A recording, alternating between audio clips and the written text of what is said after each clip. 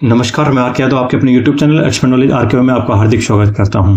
जैसा आपने थंबनेल पढ़ा, बात हो रही है आज भारतीय रेलवे में 9,970 जो पोस्ट खुली हुई है असिस्टेंट लोको पायलट या लोको पायलट बोल सकते हैं। वो होता है असिस्टेंट लोको पायलट है। एएलपी की वैकेंसी होती है, 5 साल तक लगभग वो एएलपी में ही रहता है। उसके बाद उसका प्रमोशन होकर वो लोको पायलट में जाता है। लेवल 2 की वैकेंसी है जो 7th पे कमीशन है, उसके तहत लेवल 2 में वैकेंसी आती है जिसका बेसिक 19,900 रुपये होता है। लगभग HRA, DA, महंगाई भत्ता वगैरह, ट्रांसपोर्ट अलाउंस और रनिंग अलाउंस वगैरह मिला के 45,000 के आसपास आपकी इन हैंड सैलरी 5 साल तक आती रहेगी। उसके बाद जब लोको पायलट होगा तो फिर ठीक ठाक वैकेंसी पोस्ट आता है, पैसा आता है। टोटल पोस्ट 9,970 रुपये है। सेंट्रलाइज एम्प्लॉयमेंट नोटिस नंबर जो इसका रोजगार संख्या है वो है 1/2025। मोटा मोटा कहें तो 2025 की पहली वैकेंसी है रेलवे की। फॉर्म भरने 12 अप्रैल से फॉर्म भरे जा रहे हैं। फॉर्म भरने की लास्ट डेट 11 मई 2025 है। एक मॉडिफिकेशन आता है, बताऊंगा क्या होता है। उसकी डेट 14 मई से 23 मई है। मतलब मोटा मोटा मान के चलो 12 अप्रैल से फॉर्म भरा जा रहा है, 11 मई तो उसकी लास्ट डेट है। एज की बात करूं, एज में जनरल कैंडिडेट के लिए 18 से 30 साल होनी चाहिए। मतलब जनरल कैंडिडेट 2 जुलाई 1995 के बाद में पैदा हुआ होना चाहिए। 2 जुलाई 1995 इसके बाद का 1 जुलाई 2007 से पहले का होना चाहिए। ओबीसी की बात करूं तो 30 साल प्लस 3 साल हाई उम्र में हाईएस्ट जो उम्र होती है, मैक्स उम्र होती है, उसमें 3 साल की छूट मिलती है ओबीसी को। तो 2/7/92 से 1 जुलाई 2007 के बीच का पैदा हुआ होना चाहिए, मतलब उसकी 33 साल उम्र होनी चाहिए। SC ST को 5 साल की छूट मिलती है, मतलब 2 जुलाई 1990 के बाद का और 1 जुलाई 2007 से पहले का होना चाहिए। मतलब फॉर्म भरने के लिए जो क्वालिफिकेशन है वो एज है आपकी 1/7/2025 को मानी जाएगी। 1 जुलाई 2025 को आपकी उम्र जनरल कैंडिडेट के लिए 18 से 30 साल, ओबीसी के लिए 33 साल, SC ST के लिए 35 साल होनी चाहिए। मेडिकल क्राइटेरिया की बात करता हूं, उसमें A1 कैटेगरी चाहिए जिसका विजन दोनों आंखों का 6/6/6 है। 6/6 और 6/6 है। वो हुआ विदाउट गिलास, गिलास नहीं चाहिए। इसमें फोगी टेस्ट होता है, नाइट विजन टेस्ट होता है, नियर विजन टेस्ट होता है, कलर विजन टेस्ट होता है। लेजिक सर्जरी नहीं होना चाहिए। फोगी विदर भी ये टेस्ट वेस्ट होते हैं। यदि आप क्वालिफाई नहीं करते तो आपको कोई फायदा नहीं भरने का, आप जरूर चेक करवा लीजिएगा। भरने के इच्छुक हो तो आप एक बार चेक करवा लेना। मेडिकल कैटेगरी पे एक डिस्क्रिप्टिव वीडियो है, ये वीडियो आप जरूर चेक करिएगा, लिंक डिस्क्रिप्शन में डाल दूंगा। बात करूं एग्जाम फीस की, इसमें जनरल कैंडिडेट, ओबीसी और ईडब्ल्यूएस के लिए 500 रुपये चाहिए। SC ST एक्स-सर्विसमैन और वुमेन कैंडिडेट और EBC के लिए आपको 250-250 रुपये चाहिए। यदि आप CBT फर्स्ट में बैठते हैं, चाहे क्वालिफाई करें या क्वालिफाई ना करें, लेकिन CBT फर्स्ट में यदि आप बैठते हैं तो आपको 400 रुपये रिफंड आएगा जनरल कैंडिडेट का, और बाकी अदर कैंडिडेट जिन्होंने 250 रुपये दिया उसका 250 को 250 रुपये वापस आ जाएगा। बात करूँ एजुकेशन क्वालिफिकेशन की, इसमें 10th और 12th, 10th हो या 12th हो, उसके साथ ITI होना चाहिए। मतलब 10th प्लस ITI हो या 12th प्लस ITI हो, ये या CCAA आपका कोर्स कंप्लीटेड एक्ट एम्प्रेटिस किया हुआ होना चाहिए। क्या होता है लिंक डिस्क्रिप्शन में डाल दूंगा, वीडियो ऑलरेडी आ चुका है, जरूर चेक करिएगा। या इंजीनियरिंग डिप्लोमा हो 3 साल का होता है, इंजीनियरिंग डिग्री हो जो 4 साल की होती है, कुछ भी हो। मतलब 10th के साथ में ITI हो, CCAA हो या आपका डिग्री हो, डिप्लोमा हो, कुछ भी हो। आपका डिग्री डिप्लोमा मैकेनिकल से हो सकता है, इलेक्ट्रिकल से हो सकता है, इलेक्ट्रॉनिक्स एंड कम्युनिकेशन से हो सकता है, ऑटोमोबाइल से हो सकता है, या इसके रिगार्डिंग इसके समकक्ष जितने भी ब्रांच हैं, ट्रेड है, उनमें हो सकता है। ITI आपका फीटर में है, इलेक्ट्रिकल में है, इलेक्ट्रॉनिक्स में है, मैकेनिक में है, रेडियो एंड TV में है, डीजल में है, मोटर व्हीकल में है, AC फ्रिज में है, जिसमें भी होना चाहिए। IT वगैरह CS वगैरह नहीं चलेगा। बात करता हूं एग्जाम पैटर्न की। एग्जाम पैटर्न इसमें CBT फर्स्ट होता है, कंप्यूटर बेस्ड टेस्ट फर्स्ट होता है, सेकंड कंप्यूटर बेस्ड सेकंड होता है, उसके बाद कंप्यूटर बेस्ड एप्टीट्यूड टेस्ट या रेलवे की भाषा में साइको टेस्ट होता है, फिर डॉक्यूमेंट वेरिफिकेशन होता है, फिर मेरिट लिस्ट होती है, मेडिकल एग्जामिनेशन होता है, उसके बाद मेरिट लिस्ट होती है। डिस्क्रिप्टिव में एक वीडियो आ चुका है, जरूर चेक करिएगा। CBT फर्स्ट में आपको 60 मिनट 75 क्वेश्चन 75 नंबर आता है। नेगेटिव मार्किंग 1/3 होता है। इसमें मैथ आती है, मेंटल एबिलिटी बोले तो रीजनिंग आती है, जनरल साइंस आती है, जनरल नॉलेज आती है, करंट अफेयर्स आता है। इसमें जो भी क्वालिफाई होगा उसके नंबर, मतलब जितने भी आपसे नंबर आएंगे वो फाइनल मेरिट लिस्ट में आपका काउंट नहीं होगा। इसमें सिर्फ पास होने का मतलब है आप जितनी सीट है उसका 15 गुना CBT सेकंड के लिए क्वालिफाई कर पाएंगे। CBT फर्स्ट का यही योगदान है कि आप CBT सेकंड दे पाएंगे। अपनी एग्जाम जितनी सीट है 9,970 उसका 15 गुना CBT 2 के लिए पास करेंगे। हर कैटेगरी अलग अलग होगा। अब बात करो CBT 2, उसमें 2 पार्ट होता है, पार्ट फर्स्ट होता है, पार्ट सेकंड होता है। पार्ट फर्स्ट जो होगा वो 90 मिनट 100 क्वेश्चन होगा। उसमें मैथ आएगा, रीजनिंग या जनरल इंटेलिजेंस आएगा, साइंस और इंजीनियरिंग के क्वेश्चन आएंगे। 90 मिनट 100 क्वेश्चन आएगा। पार्ट सेकंड होता है, उसमें 60 मिनट 75 क्वेश्चन आएगा। आपकी जो ट्रेड है, आपकी ITI में, CCAA में, डिग्री में या डिप्लोमा में, जो भी आपकी ब्रांच है, जो भी आपकी ट्रेड है, उसके रिगार्डिंग क्वेश्चन पूछा जाएगा पार्ट सेकंड में, जो कि सिर्फ क्वालिफाई नेचर होगा। आपको 35% मार्क्स लाना जरूरी है। पार्ट CBT 2 में भी -1/3 नेगेटिव होगा। अब CBT में कंप्यूटर बेस्ड एप्टीट्यूड टेस्ट में कौन जाएगा? जो CBT 2 के पार्ट फर्स्ट में जितना नंबर आएगा उसके मेरिट के हिसाब से 8 गुना, सीट का 8 गुना CBT देगा। मतलब CBT 2 का जो पार्ट सेकंड है वो सिर्फ क्वालिफाई नेचर होगा। CBT फर्स्ट वाला ही आगे जाएगा, CBT 2 वाला फाइनल लिस्ट में काउंट भी नहीं होगा। डिस्क्रिप्टिव वीडियो जरूर है, जो आ रहा हुआ है आप जरूर चेक करिएगा। अब बात करता हूँ, जैसे 8 गुना पास करते हैं CBT में। CBT में पहले बता दूं आपको, कोई नेगेटिव मार्किंग नहीं होती है। उसमें रेलवे भाषा में साइको टेस्ट बोलते हैं। हाँ, एक और बात, आप जब CBT देने जाएंगे, कंप्यूटर बेस्ड एप्टीट्यूड टेस्ट देने जाएंगे, उस समय आपको कलर विजन टेस्ट का एक प्रोफार्मा है जो आपको नोटिफिकेशन में मिल जाएगा। वो आपको MBBS आई स्पेशलिस्ट से आपको करवा के लेके जाना होगा कि मैं 6/6 मेरी आंख है, वो चेक करवा के लेके जाना होगा। और वही कागज, ऐसा ही कागज, दूसरा कागज आपको डॉक्यूमेंट वेरिफिकेशन में भी ले जाना होगा। सेम हाल NOC का भी होता है। NOC भी आपको दो बार दिखानी होती है वहां पे। अब बात करता हूँ इसमें साइको टेस्ट क्या होता है। एक डिस्क्रिप्टिव वीडियो उसमें आ चुका, आप जरूर चेक करिएगा। फिर भी शॉर्ट एंड शॉर्ट में बता दूं, इसमें 5 तरह के टेस्ट आते हैं। सबसे पहली बात बताऊँ, ये क्विक और करेक्ट होना चाहिए। मतलब जितने भी एग्जाम क्वेश्चन आएंगे, आपका रेस्पॉन्स उसमें क्विक होना चाहिए और उसका आंसर आपको करेक्ट देना चाहिए। मतलब आपको जल्दी भी हो और करेक्ट भी हो। अब बात करूं 5 इसमें क्या क्या आएगा। सबसे पहला आता है इसमें मेमोरी टेस्ट। आपको मेमोरी के देखना होगा, मेमोरी टेस्ट होता। फिर इसमें आएगा depth perception test, following direction test, concentration test और perceptual speed test. Short and sweet में बता दूं, मेमोरी टेस्ट जैसे 4 कॉलम दे दिया, उसमें एक में पेन, एक में पेंसिल, एक में बुक, एक में इरेजर रख दिया। आपको कुछ सेकंड के लिए दिखाएगा, उसके बाद स्क्रीन से गायब कर देगा। अगला आपको आंसर दिखना है कि पेन कहाँ था, पेंसिल कहाँ थी और इरेजर कहाँ था। या फिर दे देगा, पेन दे दिया उसके सामने 72 लिख दिया, पेंसिल दे दिया उसके सामने 32 लिख दिया। ऐसे 10 चीजें देगा। आगे आके पूछ देगा कि पेन के सामने कितना लिखा हुआ था। Memory test. Following direction test दे देगा, आपको एक मैप दिखाएगा, उसमें इधर अलवर है, इधर दिल्ली है, इधर जयपुर है। कुछ सेकंड देगा, उसके बाद बोल देगा जयपुर का रास्ता कौन सा है। ये मेमोरी डायरेक्शन टेस्ट हो गया। ये ALP में जब नौकरी करेंगे तब काम आता है।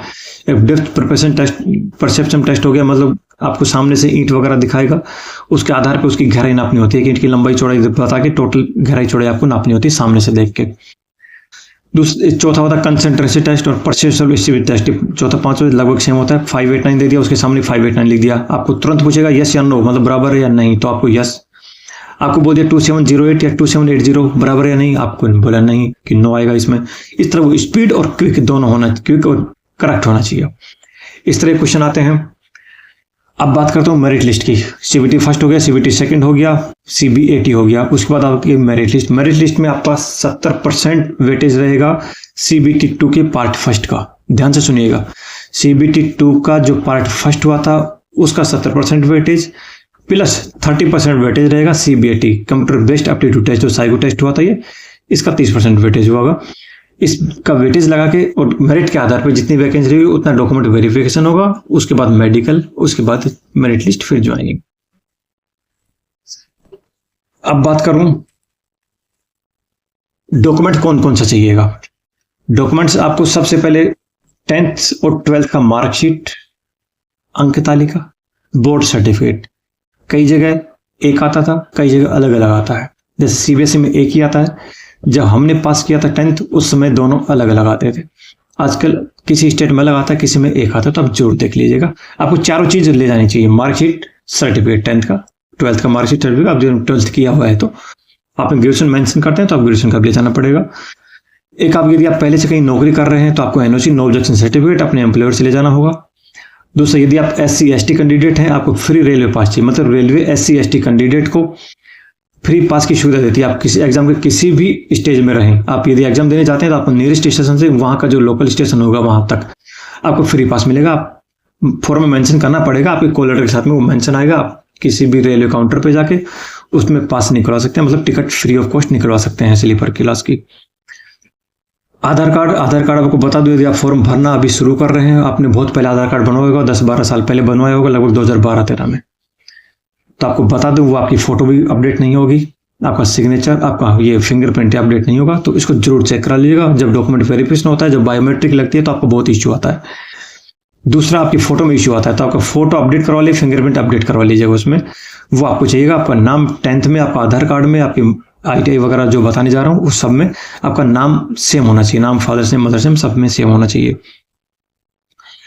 OBC NCL का सर्टिफिकेट चाहिए यदि आप OBC में आते हैं तो। ITI किया हुआ है, ITI तो किया हुआ है, मतलब चाहिए, ITI है या CCA है उसका सर्टिफिकेट चाहिए, अंक तालिका चाहिए। NCVT national council for vocational training या SCVT state council for vocational training से मान्यता प्राप्त इंस्टीट्यूट से ITI होनी ही चाहिए, वो आपका मार्कशीट सर्टिफिकेट लगेगा। एक्स-सर्विसमैन के लिए सर्विंग या फिर रिटायर्ड का सर्टिफिकेट लगेगा। इसके अलावा एक अंडरटेकिंग का फॉर्म लगेगा। डिग्री डिप्लोमा आपने किया हुआ है तो उसका सर्टिफिकेट दिखाना होगा, आपको मार्कशीट दिखानी होगी। इसके अलावा फॉर्म भरते वक्त कौन कौन सा कागज चाहिए वो बताऊंगा अभी। ये कागज हो गया डॉक्यूमेंट वेरिफिकेशन वाला। अब तो अप्लाई कैसे करते हैं। अप्लाई करते वक्त आपको सबसे पहले ऑनलाइन मोड में अप्लाई करना होगा, ऑफलाइन का कहीं कोई सुविधा नहीं है। फॉर्म भरते वक्त आपको ये चीज़ें जो मैं बताऊंगा ये आपको रखनी होगी। फोटो आपकी 50 से 150 KB के बीच में JPG या JPEG फॉर्मेट में होनी चाहिए। आपका सिग्नेचर 30 से 49 KB में होना चाहिए, JPG या JPEG फॉर्मेट होना चाहिए। हाँ, फोटो में ध्यान दीजिएगा, आपकी फोटो सेल्फी नहीं होनी चाहिए, कैप लगी हुई नहीं होनी चाहिए, चश्मा नहीं होना चाहिए, साइड व्यू या टॉप व्यू ऐसा कुछ नहीं होना चाहिए।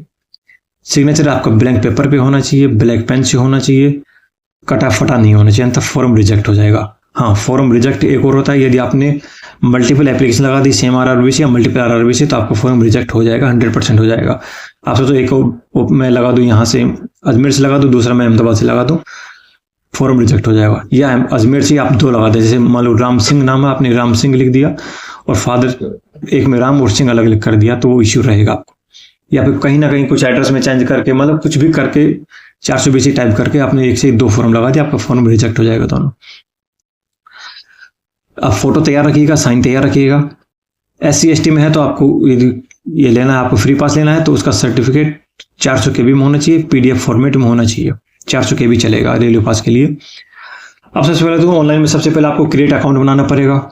यदि पहले से आपने क्रिएट अकाउंट बनाया हुआ है, पहले मान लो 2-4 साल में आपने जब भी रेलवे की भर्ती देखी होगी, रेलवे का कोई फॉर्म भरा होगा, उसमें आपने यदि फॉर्म भरा है तो आपने क्रिएट अकाउंट बनाया होगा, लॉगिन ID आपके पास में होगा और उसका पासवर्ड आपके पास में होगा, तब आपको बनाने की जरूरत नहीं है। आप उसमें ऑलरेडी अकाउंट बनाया हुआ तो उस पर क्लिक करके आप डायरेक्ट फॉर्म फिल कर सकते हैं। यदि पहले से नहीं बना हो तो 12 डिटेल देनी होगी क्रिएट अकाउंट में। आपका नाम, father's name, mother's name, date of birth, gender, nationality, mobile number, mail ID, 10th का रोल नंबर, 10th का सर्टिफिकेट का सीरियल नंबर, कब आपने पास की 10th की वो, और EKYC बोलते हो आधार कार्ड पे जो मोबाइल नंबर अपडेट है उससे आपका मोबाइल नंबर पे OTP वगैरह आता है वो आपका जाएगा उसमें, मेल वाला और मोबाइल नंबर वाला। ध्यान रहे आपका मोबाइल नंबर और ईमेल ID वही होना चाहिए जो आपका लास्ट तक आप उसको रख सको, क्योंकि उसमें हर बार आपका अपडेशन उसी में आगे, जब तक कम से कम ज्वाइनिंग हो जाए तब तक आपका मोबाइल नंबर, मेल ID वही होना चाहिए। अब फॉर्म भरने की प्रक्रिया क्या है। सबसे पहले आपको सेलेक्ट RRB करना पड़ेगा, कौन सी RRB से आप फॉर्म भरने, सिलेक्ट जोन RRB मतलब कौन सी RRB से आपको फॉर्म भरने में बताऊंगा कि कौन सी आपकी सेफ जोन रहेगी। पर्सनल डिटेल आपकी सबसे पहले पर्सनल डिटेल आएगी, उसके बाद कम्युनिकेशन डिटेल भरती है सेकंड में, थर्ड स्टेज आपका एजुकेशन डिटेल भरती है, फोर्थ में आपका फोटो और साइन आएगा, फिफ्थ डिटेल में आपकी पेमेंट आएगी। 5 भरने के बाद सबमिट हो जाएगा, सक्सेसफुली सबमिट हो जाएगा। उसका प्रिंट आप अपने पास तैयार करके रखना, एप्लीकेशन ID जो आएगी वो हमेशा काम आएगी उसमें। अब बात करता हूँ total 20 RRB, seat 9,970। Safe zone कौन सा है। सेफ जोन के लिए वैसे एक अलग से वीडियो आ चुका है, आप जरूर चेक करिएगा। फिर भी आपको बता दूं, टोटल वैकेंसी यदि आप EWS में है, सबसे पहले EWS की बात करता हूं। EWS में तो आपके लिए सबसे नंबर 1 आपके लिए भोपाल रहेगा, सिकंदराबाद, कोलकाता और रांची। भोपाल सबसे बढ़िया है, बाकी सिकंदराबाद, कोलकाता, रांची आप अपने घर के आसपास के हिसाब से आप एक चेक कर सकते हैं। OBC के लिए सबसे बढ़िया रांची है, फिर सिकंदराबाद, फिर अहमदाबाद। ST के लिए भुवनेश्वर से अच्छा कोई जोन नहीं है, सबसे अच्छा भुवनेश्वर, उसके बाद प्रयागराज, फिर सिकंदराबाद। बात करूं SC कैंडिडेट की, सबसे बढ़िया उसके लिए अजमेर, और सेकंड भुवनेश्वर। अनरिजर्व कैटेगरी के लिए रांची, मुंबई और सिकंदराबाद।